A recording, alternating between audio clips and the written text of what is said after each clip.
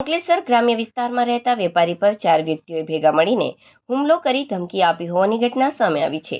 આ ઘટના સમગ્ર સીસીટીવી ફૂટેજ સામે આવ્યા બાદ અંકલેશ્વર ગ્રામ્ય પોલીસે ફરિયાદના આધારે વધુ તપાસ હાથ ધરી છે. મળતી માહિતી મુજબ અંકલેશ્વર વિસ્તારમાં ધંધો કરતા અને વાલિયા રોડ કાપોદ્રા ગામની હદમાં આવેલ ગજાનંદ હાઉસિંગ સોસાયટી ખાતે રહેતા સુરેશસિંહ ઉર્ફે બબલુ યોગેન્દ્રસિંહ રાજપૂતે પોલીસ મથકે ફરિયાદ નોંધાવી છે.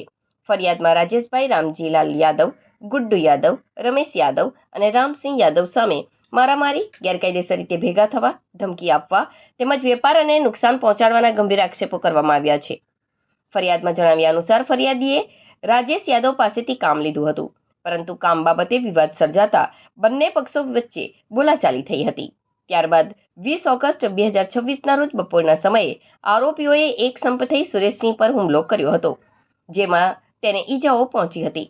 આરોપીઓએ હુમલો કરવા સાથે જ ફરિયાદીને જાનથી મારી નાખવાની અને ધંધો બંધ કરાવી દેવાની ધમકી પણ આપી